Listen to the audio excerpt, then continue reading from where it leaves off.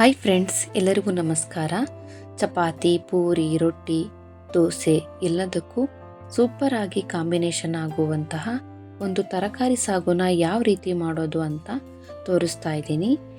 ಇದು ತುಂಬಾ ರುಚಿಯಾಗಿರುತ್ತೆ, ಹಾಗೆ ತುಂಬ ಕಡಿಮೆ ಸಮಯದಲ್ಲೇ ನಾವು ಮಾಡ್ಕೊಳ್ಬೋದು. ಬನ್ನಿ ಹಾಗಾದರೆ ಮಾಡೋ ವಿಧಾನನ ನೋಡೋಣ. ಮೊದಲೇದಾಗಿ ನಾನು ಒಂದು ಮಿಕ್ಸಿ ಜಾರ್ಗೆ 1 ಕಪ್ ಆಗುವಷ್ಟು ತೆಂಗಿನಕಾಯಿ, 2 ರಿಂದ 3 ಈರುಳ್ಳಿ, 1 ಗೆಡ್ಡೆ ಬೆಳ್ಳುಳ್ಳಿನ ಫ್ರೈ ಮಾಡಿ ಹಾಕೊಳ್ತಾ ಇದ್ದೀನಿ. ನಂತರ ಖಾರಕ್ಕೆ 5 ರಿಂದ 6 ಹಸಿಮೆಣಸಿನಕಾಯಿ, 1 ಟೊಮೊಟೊ, 3 ಏಲಕ್ಕಿ, 6 ಲವಂಗ, ಸ್ವಲ್ಪ ಚಕ್ಕೆ ಸೇರಿಸ್ತಾ ಇದ್ದೀನಿ. ನೆಕ್ಸ್ಟ್ 5 ಗೋಡಂಬಿ ಹಾಕೊಳ್ತಾ ಇದ್ದೀನಿ. ನಂತರ 1 ಸ್ಪೂನ್ ಕಡಲೆ ಸೇರಿಸ್ತಾ ಇದ್ದೀನಿ. 2 ಇಂಚ್ ಆಗುವಷ್ಟು ಶುಂಠಿ, ಸ್ವಲ್ಪ ಕೊತ್ತಂಬರಿ ಸೊಪ್ಪು, ಹಾಗೆ 2 ಸ್ಪೂನ್ ಆಗುವಷ್ಟು ಧನಿಯಾ ಪುಡಿ ಸೇರಿಸ್ತಾ ಇದ್ದೀನಿ. ನಂತರ ಸ್ವಲ್ಪ ನೀರು ಹಾಕ್ಕೊಂಡು ಇದನ್ನು ನುಣ್ಣಗೆ ರುಬ್ಬಿಟ್ಕೊಳ್ಳೋಣ.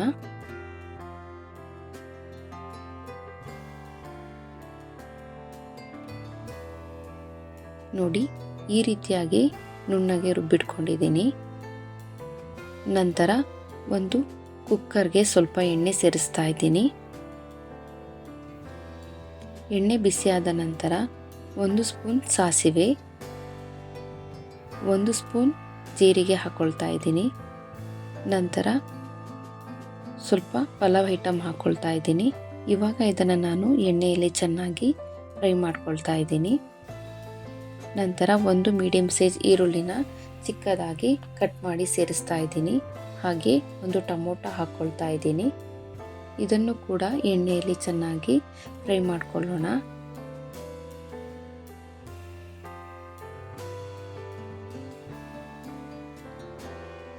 ಎರಡರಿಂದ 3 ನಿಮಿಷ ಚೆನ್ನಾಗಿ ಫ್ರೈ ಮಾಡ್ಕೊಳ್ಬೇಕು. ಇವಾಗ ತರಕಾರಿ ಸೇರಿಸೋಣ. 1 ಕಪ್ ಆಗುವಷ್ಟು ಬೀನ್ಸ್, ಸ್ವಲ್ಪ ಕ್ಯಾರೆಟ್ ಹಾಕ್ಕೊಳ್ತಾ ಇದ್ದೀನಿ. ಹಾಗೆ ನೆನೆಸಿಟ್ಟಿರುವ ಬಟಾಣಿ ಕಾಳು, ಹಾಗೆ ಕಾಬೂಲ್ ಕಡಲೆಕಾಳನ್ನ ಸೇರಿಸ್ತಾ ಇದ್ದೀನಿ. ನಂತರ 2 ಮೀಡಿಯಂ ಸೈಜ್ ಆಲೂಗೆಡ್ಡೆ ಸೇರಿಸ್ತಾ ಇದ್ದೀನಿ. ಇವಾಗ ಇದನ್ನು ಚೆನ್ನಾಗಿ ಮಿಕ್ಸ್ ಮಾಡ್ಕೊಳ್ಳೋಣ.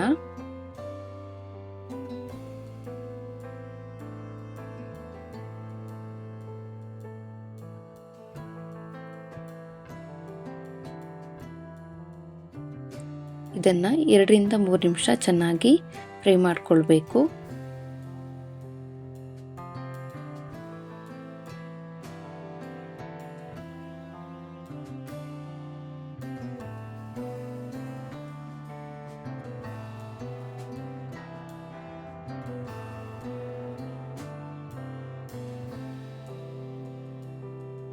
ಇವಾಗ ರುಬ್ಬಿದ ಮಸಾಲೆನ ಸೇರಿಸ್ತಾ ಇದ್ದೀನಿ.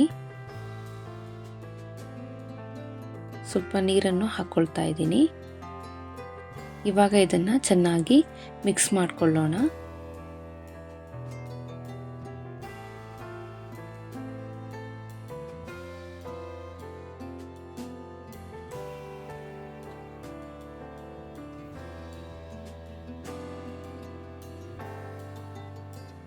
ಇವಾಗ ಇದಕ್ಕೆ ಸ್ವಲ್ಪ ಉಪ್ಪನ್ನು ಸೇರಿಸ್ತಾ ಇದ್ದೀನಿ.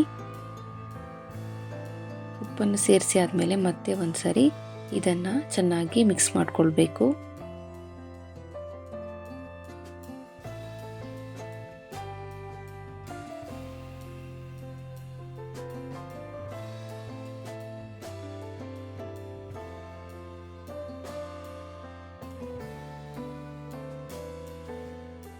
ನೋಡಿ, ಈ ತರಕಾರಿ ಸಾಗುನ ಕಡಿಮೆ ಸಮಯದಲ್ಲೇ ನಾವು ಮಾಡ್ಕೊಳ್ಬೋದು. ತುಂಬ ರುಚಿಯಾಗಿರುತ್ತೆ.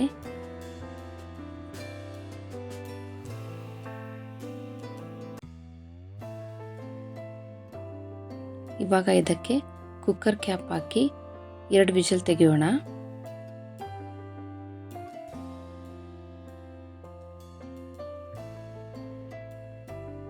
ನೋಡಿ, ಫೈನಲಿ ತರಕಾರಿ ಸಾಗು ರೆಡಿಯಾಗಿದೆ.